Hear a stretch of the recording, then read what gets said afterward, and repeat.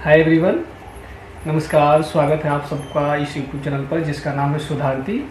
और आज हम लोग बहुत समय के बाद आप लोगों से रूबरू हो रहे हैं और काफ़ी इम्पोर्टेंट टॉपिक पर आपसे बात किया जाएगा। और टॉपिक है पीएचडी एडमिशन को लेकर। और पीएचडी एडमिशन जो है ये प्रोसेस चलते रहता है हमेशा। अभी जेएनयू और पीएचडी में एडमिशन हो गया है और लखनऊ में अभी इंटरव्यू चल रहा है। उसी तरह इग्नू का जो आपका इंटरव्यू होने वाला है, तो प्रोसेस चलते रहता है। और पीएचडी को लेकर क्या अप्रोच होना चाहिए, उसको लेकर क्या दृष्टिकोण होना चाहिए और कैसे अप्रोच किया जाए एडमिशन को लेकर, उसको लेकर इन्फॉर्मेशन आप लोगों का जो पहुंचाने का इस चैनल का पर्पस है, उसी पर्पस को आगे बढ़ाते हुए आज हम लोग बात करेंगे पीएचडी एडमिशन को लेकर एक होलिस्टिक अप्रोच क्या होना चाहिए। और इस पर बात करने के लिए हमारे साथ प्रियंका शर्मा हैं जो पीएचडी फेलो हैं department of political science, university of Delhi. आप एक ब्रीफ इंट्रोडक्शन दीजिए, उसके बाद हम लोग डिस्कशन जो है वो डिस्कशन को आगे बढ़ाएंगे। सबसे पहले थैंक यू विकास, मुझे अपने प्लेटफॉर्म पे इनवाइट करने के लिए। मेरा नाम प्रियंका शर्मा है और मैं जम्मू एंड कश्मीर के एक बॉर्डर विलेज से हूँ। और मैंने अपनी 10+2 और ग्रेजुएशन की पढ़ाई अपने गांव से ही की है, government girls high secondary school Sundarbani और गवर्नमेंट डिग्री कॉलेज सुंदरबनी से। उसके बाद मैंने अपना मास्टर्स किया है department of political science university of Jammu से। And then I have done my MPhil from department of political science university of Delhi से। और प्रेजेंटली मैं एनरोल्ड हूँ पीएचडी कोर्स में same university of Delhi, department of political science. एक brief मैं चाहूँगा कि आप अपने एरिया ऑफ इंटरेस्ट एंड जो आपका रिसर्च टॉपिक है उसके बारे में थोड़ा सा बता दीजिए कि कंटेक्स्ट बन जाएगा हमें डिस्कशन करने में। जी, मेरा जो रिसर्च टॉपिक है वो एमफिल में जो मेरा रिसर्च टॉपिक था वो था politics of knowledge in development, study of sericulture in Jammu and Kashmir.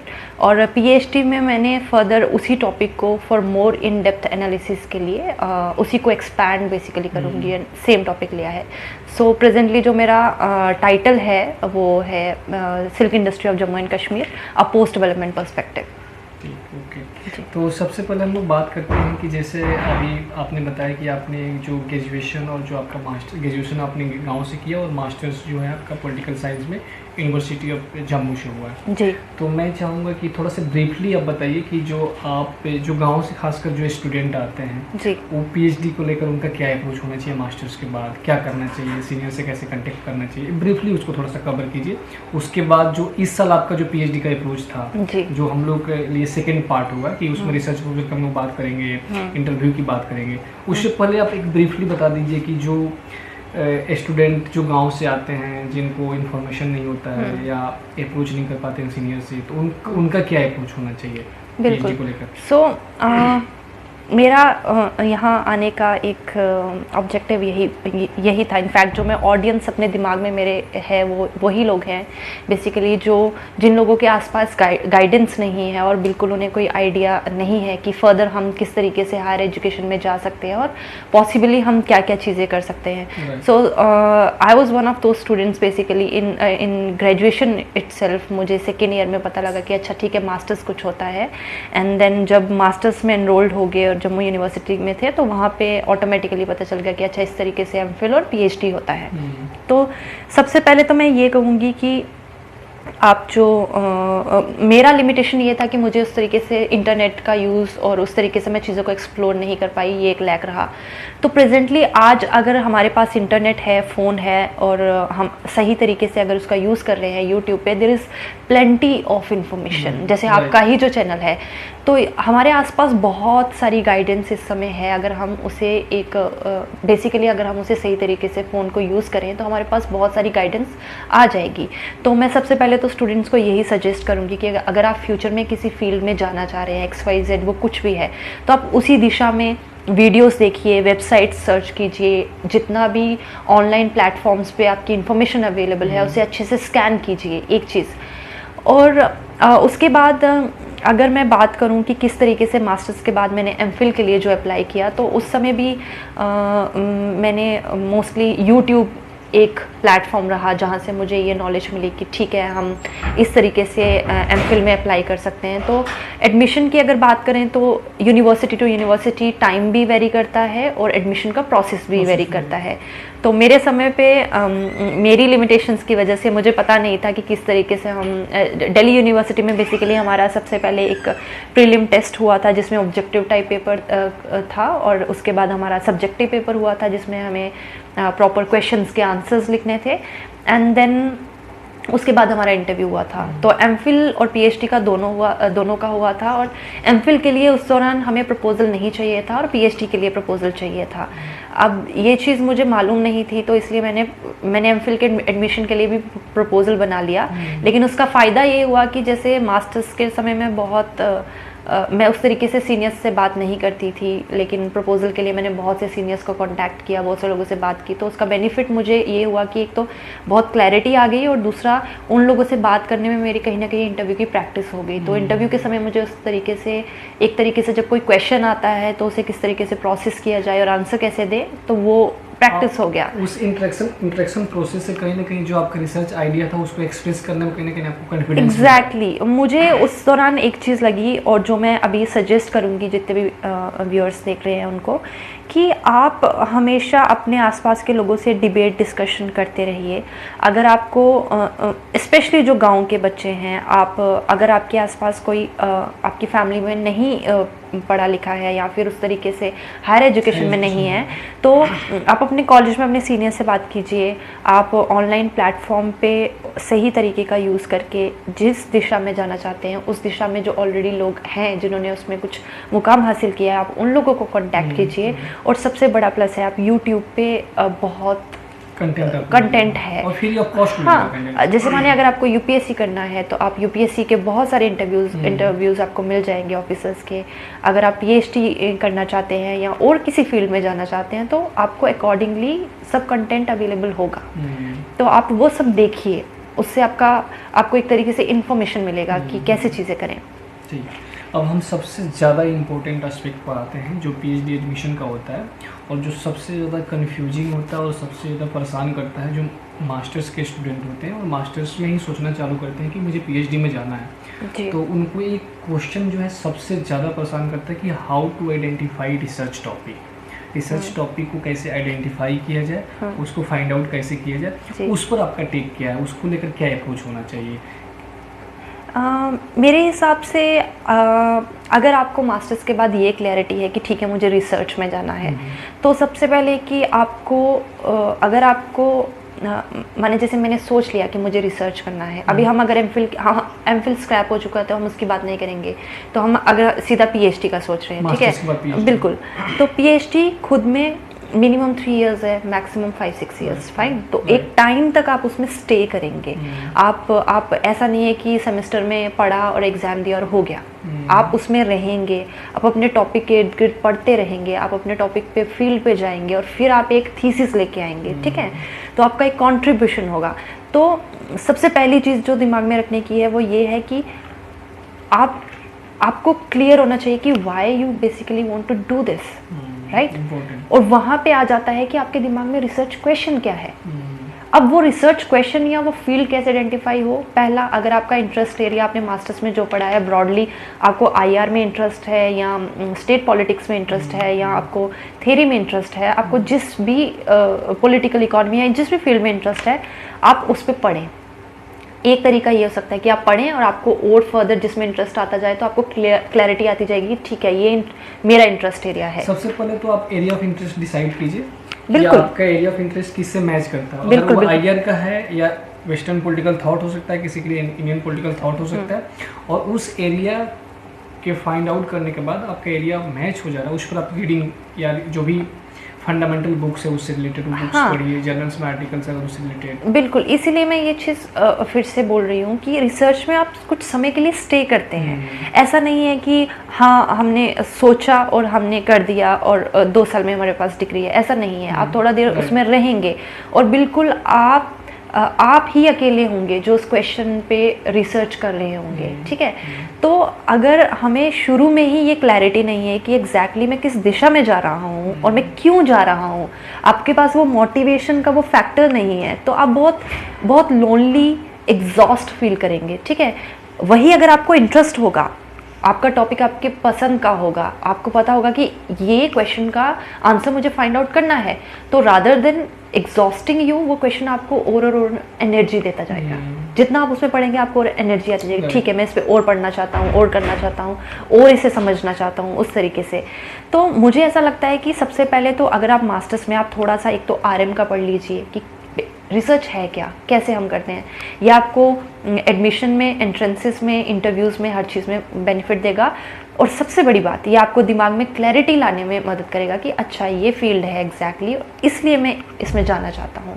और दूसरा, जहाँ तक टॉपिक की बात आपने करी थी, तो मुझे ऐसा लगता है एक ये तरीका हो सकता है पढ़ के, और दूसरा अदरवाइज़ कोई रिसर्च क्वेश्चन अगर आपको बहुत आपके दिमाग में खटक रहा है और आपको लग रहा है कि हाँ ये रिसर्च क्वेश्चन है जिसका मैं आंसर चाहता हूँ या मैं इस पे एक्सप्लोर करना चाहता हूँ, तो वो एक तरीका हो सकता है अपना रिसर्च क्वेश्चन या आप जिसके अराउंड रिसर्च करने हैं उसको फाइनलाइज करने का। इसमें मैं आपको, जैसे मैं खुद की एग्जांपल देके बताऊं, तो मैं जो काम कर रही हूँ वो सिल्क इंडस्ट्री पे है, और दूसरा जो है वो थ्योरेटिकल फ्रेमवर्क कहीं ना कहीं वो डेवलपमेंट और पॉलिटिक्स ऑफ नॉलेज इसके अराउंड है।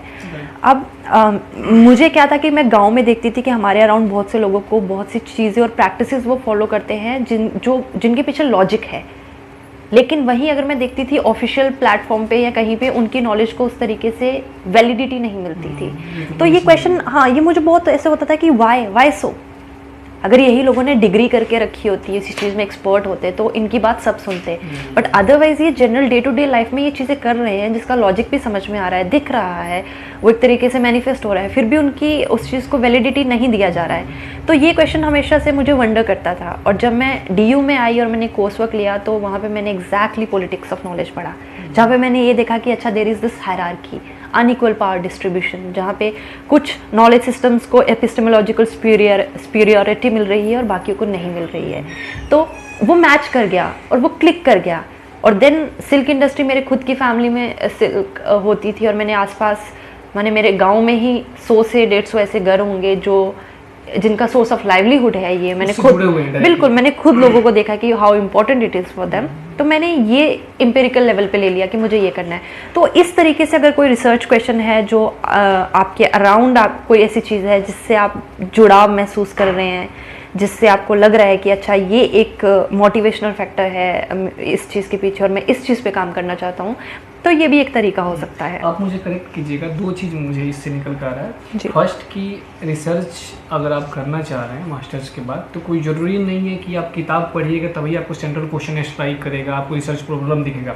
हो सकता है कि डे टू डे बेसिस पर आप कोई चीज़ ऑब्जर्व कर रहे हैं। हो सकता है डोमेस्टिक वायलेंस का एग्जाम्पल लीजिए, जैसे आपने सेरिकल्चर का एग्जाम्पल दिया कि आप देख रही थी कि जो ट्रेडिशनल नॉलेज या इंडिजिनियस नॉलेज है वहाँ लॉजिक है, लेकिन उनको वैलिडिटी नहीं मिल रही है, उनको रिकॉग्निशन नहीं मिल रही है। उसके पीछे कारण क्या था, आपको वंडर करता था। हाँ। उसी तरह हो सकता है कि कोई अगर किसी फैमिली में आसपास रह रहा है, वहाँ डोमेस्टिक वायलेंस हो रहा है, हाँ। तो वो कॉजेज जानना चाहेगा कि यहाँ क्या जो फैमिली में है वहाँ पावर हायरार्की उसका कॉज है, सोसाइटी का स्ट्रक्चर है। हाँ। तो इम्पोर्टेंट पॉइंट है यहाँ पर ये सीखने का कि अगर आप टॉपिक को आइडेंटिफाई करना चाह रहे हैं तो कोई ज़रूरी नहीं है कि आप किताब में डूब जाइएगा तभी आपको रिसर्च प्रॉब्लम मिलेगा और आपको रिसर्च आइडिया मिलेगा। हो सकता है कि डे टू डे बेसिस में आप कोई कुछ चीज़ आप ऑब्जर्व कर रहे हैं जो आपको स्ट्राइक कर रहा है, हाँ। तो वहाँ से भी आपको सेंट्रल प्रॉब्लम मिल जाएगा। बिल्कुल। और मुझे ऐसा लगता है कि जब हमें कोई चीज़, जैसे आप चल रहे हैं रास्ते पे, किसी कोई चीज़ आपको स्ट्राइक कर गई तो आप हमेशा उस पर पढ़ना चाहेंगे, है ना, क्योंकि हमें ऐसा होगा कि अच्छा मैंने ये चीज़ देखी, इस पे ज़रूर किसी न किसी स्कॉलर ने कुछ लिखा होगा, है ना, कुछ ऐसा फाइंडिंग हो रखी होगी, जानना चाहेंगे आप। हाँ, तो जब आपके अंदर वो क्यूरोसिटी आ गई ना, अच्छा मैं जानना चाहता हूँ या जानना चाहती हूँ, तो आप पक्का उस पर पढ़ेंगे। रिसर्च की शुरुआत है। एग्जैक्टली। और मुझे लगता है, मुझे नहीं पता कि इस तरीके से कैटेगराइजेशन हम कर सकते हैं या नहीं कर सकते कि अच्छा रिसर्च क्वेश्चन की ओर हम इस तरीके से पढ़ के पहुँच सकते हैं या ऑब्जर्व करके पहुँच सकते हैं, लेकिन मेरे पर्सनल एक्सपीरियंस से मुझे लगता है ये 2 चीज़ें बहुत जो कहावत टाइप का जो हम लोग करते हैं कि अंडा पहले आया धरती पर की मुर्गी आई, वो वाली बात आ जाता है कि हाँ, लिटरेचर पढ़ना चाहिए, उसके बाद सेंट्रल प्रॉब्लम पर जाना चाहिए। तो मेरे हिसाब से इस डिबेट पर ना पढ़ के आपको देखना चाहिए कि अगर आप डे टू डे बेसिस पर भी अगर आप कोई क्वेश्चन आपको स्ट्राइक कर रहा है, हाँ। तो उससे रिलेटेड जाकर लिटरेचर देख सकते हैं, जर्नल्स में आर्टिकल्स देख सकते हैं या कोई बुक्स देख सकते हैं। बिल्कुल। और जब आप अगर आपको शुरू में बस इतनी सी क्लैरिटी हो जाए ना कि मैं ये काम करने जा रहा हूँ और मुझे ये चीज़ इंटरेस्ट कर रही है, तो शुरू में जब रिसर्च मेथडोलॉजी का आपका कोर्स वर्क होता है तो आपके पास एनफ टाइम होता है कि आप उसको मॉडिफाई कर सकें, चेंज कर सकें। जैसे जब मैं एमफिल में आई थी तो मेरा टॉपिक ऑल टुगेदर, क्योंकि मुझे डेवलपमेंट का क्वेश्चन ये सब, जब मैं एमफिल में आई थी तो मेरे माइंड में था ही नहीं कि मैं इस तरीके से कभी सेरिकल्चर के ऊपर रिसर्च करूँगी, क्योंकि मुझे लगा कि मैं पॉलिटिकल साइंस की स्टूडेंट हूँ तो मुझे कुछ वैसा लेना पड़ेगा। तो मैं डेवलपमेंटल डिस्पैरिटी जम्मू कश्मीर या फिर विद इन जम्मू डिवीज़न उस तरीके से कुछ करना चाहती थी कि अच्छा किस तरीके से है। लेकिन जब रिसर्च मैथोलॉजी का ये हमने कोर्स वर्क किया, एक ऑप्शन लिया, मैंने पॉलिटिक्स ऑफ नॉलेज के बारे में पढ़ा, हाँ, फिर पोस्ट डेवलपमेंट का थ्योरी सारा पढ़ा, तो मुझे हुआ कि why not this. And then also आप जब पढ़ते जाते हैं ना, आपके अराउंड चीज़ें होती जाती हैं तो वो बहुत ऑर्गेनिकली डेवलप होता जाएगा। इसलिए शुरू में एक बेसिक अंडरस्टैंडिंग, बेसिक जुड़ाव या बेसिक थोड़ी सी क्लैरिटी ही चाहिए, बाकी समय के साथ आ जाएगा, उस पर इतना परेशान होने की ज़रूरत नहीं है, धीरे-धीरे एड अप होते जाएगा। बिल्कुल बिल्कुल। ठीक है, और हम बात करते हैं रिसर्च प्रपोजल, जो पीएचडी एडमिशन के लिए सबसे ज़्यादा इंपॉर्टेंट एस्पेक्ट माना जाता है कि रिसर्च प्रपोजल आपका अच्छा होना चाहिए और उसको आप कैसे डिफेंस कर रहे हैं। तो सबसे पहले मेरा तो क्वेश्चन आपसे ही रहेगा कि आपके हिसाब से रिसर्च प्रपोजल का कौन सा पार्ट जो है सबसे ज़्यादा इम्पोर्टेंट है और उसको लेकर क्या अप्रोच होना चाहिए? जी देखिए, आई थिंक रिसर्च प्रपोजल के सभी एस्पेक्ट बहुत इम्पॉर्टेंट हैं, क्योंकि माने जब हम किसी यूनिवर्सिटी में अप्लाई कर रहे हैं, इंटरव्यू दे रहे हैं, या फिर सिंपल हम किसी की फीडबैक के लिए जा रहे हैं, या हम किसी और स्कॉलर से अपने टॉपिक में कहीं फंस गए, हम जानना चाहते हैं कि हम आगे कैसे करें, तो हम सबसे पहले उनको अपना रिसर्च प्रपोजल ही दिखाएंगे। बहुत सी यूनिवर्सिटीज़ का अपना एक वर्ड लिमिट है कि इतना होना चाहिए, बट देन कुछ सिस्टम्स में ये लीनियंट भी है कि हाँ, आप उसको एक्सपैंड कर सकते हैं। तो मुझे ऐसा लगता है कि आपका वो जो कुछ पेजेस का रिसर्च प्रपोजल है, उस पर आप methodology, literature review, question, objective जो भी लिख रहे हैं, वो सारे ही एस्पेक्ट्स बहुत इंपॉर्टेंट हैं फर्स्ट। लेकिन अगर आप मुझे कहेंगे कि मैं सिर्फ उसमें से कोई वेरी इंपॉर्टेंट एस्पेक्ट मतलब मैं बताऊं जो मेरी समझ से, तो मुझे ऐसा लगता है अगर आपको आपका research question, central research question और रिलेटेड रिसर्च क्वेश्चंस जो हैं वो अगर आपको क्लियर हैं और वो आपने अच्छे से प्रपोजल में लिख रखे हैं, तो आपका बाकी का प्रपोजल एकदम अपनी जगह पे उसके बाकी एस्पेक्ट्स फॉल कर जाते हैं, सेट बैठ जाते हैं। कैसे? जैसे माने आपका जो सेंट्रल क्वेश्चन है वो आपको एक डिपेंडेंट वेरिएबल देगा, आपके रिलेटेड क्वेश्चन आपको इंडिपेंडेंट वेरिएबल देंगे।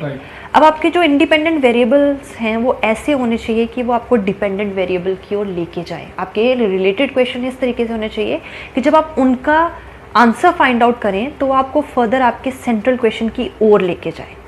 ठीक है, तो जब आपको रिलेटेड क्वेश्चंस क्लियर हो गए तो आपको आपके इंडिपेंडेंट वेरिएबल्स क्लियर हो गए, क्योंकि किसी एक को देखने के मल्टीपल फैक्टर्स हो सकते हैं, लेकिन आप सॉर्ट आउट करते हैं कि अच्छा मुझे ये फैक्टर्स देखने हैं, वो आपके इंडिपेंडेंट वेरिएबल्स हो गए।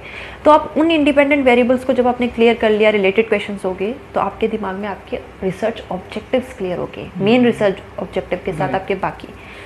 एंड द मोमेंट आपको आपके ऑब्जेक्टिव क्लियर है तो आपको आपकी मेथडोलॉजी क्लियर हो जाएगी कि अच्छा मैं इस रिसर्च ऑब्जेक्टिव तक पहुंचने के लिए या इसको फुलफिल करने के लिए मेरे को इस रास्ते से इस तरीके से डेटा कलेक्ट करना होगा या ये अप्रोच मुझे लेनी होगी। ठीक है, एंड इसीलिए मुझे लगता है कि जब आपको ये एस्पेक्ट क्लियर होता है ना, तो बाकी चीज़ें फर्दर उसको फॉलो करती जाती हैं। राइट, अब हम बात करते हैं कि जैसे आपने बताया कि सेंट्रल क्वेश्चन जो है आपके हिसाब से अगर उसको हम सही से पुटअप कर पा रहे हैं जी, तो आप उसके हिसाब से जो रिलेटेड क्वेश्चन है उसी के रिवॉल्व, सेंट्रल क्वेश्चन के अराउंड ही रिवॉल्व करना चाहिए। आप मतलब वही आपका डिपेंडेंट और इंडिपेंडेंट वेरिएबल वो आपको क्लियर होना चाहिए, और फिर जब उनको क्वेश्चन की फॉर्म में पुट कर रहे हो तो वो आपको उस दिशा में भी लेके जाए, सेंट्रल क्वेश्चन की दिशा। बिल्कुल। जैसे अगर इसको हम एग्जाम्पल देके वैसा करें तो फॉर फर्दर क्लैरिटी ऑफ वो लोग जिनको शायद ये डिपेंडेंट और इंडिपेंडेंट वेरिएबल समझ में नहीं आ रहा है, टेक्निकलिटीज़ बेसिकली, तो अगर हम बहुत बेसिक सी चीज़ लेते हैं जिससे शायद सब लोग रिलेट कर पाएँ, तो माने अगर हम ले लें कि हमारा जो सेंट्रल क्वेश्चन है वो ये है कि सब्ज़ी को टेस्टी कैसे बनाएं। ठीक है, तो हमारा डिपेंडेंट वेरिएबल हो गया सब्ज़ी और उसका टेस्ट। ठीक है, अब इंडिपेंडेंट वेरिएबल्स 100 चीज़ें हो सकती हैं। माने अगर पनीर की सब्ज़ी बना रहे हैं तो पनीर कहाँ से आ रहा है, कैसा है ना, और बाकी और 100 फैक्टर्स हो सकते हैं, मसाले, और कितनी आंच पे बना रहे हैं, कौन सा तेल यूज़ कर रहे हैं, एट्सेट्रा। ठीक है, वैसे मुझे खाना बनाना नहीं आता है, तो अगर आगे पीछे हो जाए तो देख लीजिएगा। तो मुझे ऐसा लगता है कि आपके अगर इंडिपेंडेंट वेरिएबल्स में आपने 3 चुन लिए, ठीक है, कि हम धनिया देखेंगे और 2 मसाले देखेंगे। ठीक है, अब आपका इंडिपेंडेंट जो वेरिएबल्स हैं धनिया और 2 मसाले, आप उसको रिसर्च क्वेश्चन की फॉर्म में पुट करेंगे कि ठीक है, धनिया डालने से सब्जी के में किस तरीके का बदलाव आएगा। ठीक है, अब आपने समझ लिया कि अब आप फील्ड पे उतर गए, आपने सब्जी बनाई और आपने इसमें धनिया डाला और आपको लगा कि वाह, इसके बाद तो खुशबू और स्वाद दोनों बढ़ गया। अब आप चैप्टर लिखेंगे उस पर कि अच्छा, धनिया डालने से इस तरीके से सब्जी का स्वाद बदला। तो आपको बेसिकली वो रिलेटेड क्वेश्चन आपके सेंट्रल क्वेश्चन की ओर लेके गया, एक स्टेप क्लोजर। फर्दर आप जब बाकी 2 क्वेश्चन का पे चैप्टर लिखेंगे, उसका आपको आंसर मिलेगा, तो आपको वो that will take you closer to your central question and ultimately फिर आप उसको कंपाइल करके आपके पास आपके वो सेंट्रल क्वेश्चन का आंसर होगा। तो जो पॉइंट मैं बोल रही हूँ वो ये है कि ऐसा नहीं है कि आपका सेंट्रल क्वेश्चन है कि सब्जी का स्वाद कैसे बदलता है और आप उसमें लिख दें कि अच्छा, असम की पॉलिटिक्स में क्या हो रहा है, ये आपका रिलेटेड क्वेश्चन। हाँ, कोरिलेशन नहीं है, that is not taking you towards your central question, that is basically the thing. और जब आप ये तालमेल अच्छा बिठा लेते हैं ना और आप सॉर्ट आउट कर लेते हैं ये मेरे इंडिपेंडेंट और ये डिपेंडेंट वेरिएबल्स होंगे, तो फर्दर आपके ऑब्जेक्टिव्स और उन तक पहुंचने की आपकी मेथडोलॉजी, ये सब आपको बहुत ईजिली क्लियर हो जाता है मेरी समझ के अनुसार। अगर सेंट्रल क्वेश्चन और रिलेटेड क्वेश्चन अगर सही से आप पुटअप कर पा रहे हैं, उसको फॉर्मुलेट कर पा रहे हैं, तो रिसर्च मेथोडोलॉजी वाला पार्ट भी आपको उतना परेशान नहीं करेगा और ऑब्जेक्टिव भी आपका क्लियर हो जाता है कि मुझे करना क्या है। बिल्कुल, और रिसर्च मेथोडोलॉजी में ऑफकोर्स आपको अलग से सोचना पड़ेगा, आपको उस पर भी फर्दर खुद में रिसर्च मेथोडोलॉजी बहुत इंपॉर्टेंट पार्ट है। आपने सजेस्ट भी किया था कि मास्टर्स के दौरान ही आपको आरएम का जो किताबें हैं, बेसिक किताब जो है, कि आपको जो रिसर्च मेथोडोलॉजी की एक बेसिक अंडरस्टैंडिंग दो आपको, जैसे क्वालिटेटिव मेथड या क्वांटिटेटिव मेथड। क्वालिटेटिव मेथड में भी अलग अलग जो होते हैं, उसकी एक बेसिक या ब्रीफ आपको एक समझ होनी चाहिए उसको। हाँ, उस समय जब हम मास्टर्स के बाद इसको आरएम को पढ़ते हैं तो बेसिकली हमें पता लगेगा कि हम आगे करने क्या वाले हैं। लेकिन जब आप एमफिल में या आप पीएचडी में जब आप डायरेक्टली आके आप एक प्रॉपर फॉर्मल ट्रेनिंग लेंगे, आरएम का कोर्स करेंगे, तो तब आपको ये समझ में आएगा कि अच्छा, आरएम बेसिकली ज़रूरी क्यों है। आपका पूरा रिसर्च प्रपोजल को एग्जीक्यूट करने के लिए अगर आपको मेथडोलॉजी क्लियर नहीं है तो आप कुछ कर ही नहीं पाएंगे, है ना। अल्टीमेटली आपको मेथडोलॉजी बताएगी कि आप उस चीज़ को अप्रोच कैसे करेंगे, डेटा कलेक्शन कैसे होगा।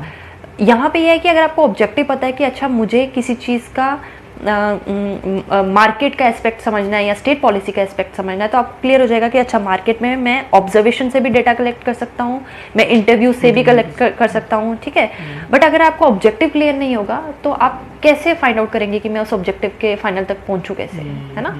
तो फर्दर हर चीज़ पे सोचना पड़ेगा, लेकिन अगर आपको 1 by 1 चीज़ें क्लियर होती जाएंगी तो बाकी का प्रपोजल आपका एकदम फॉल करता जाएगा अपनी जगह पे।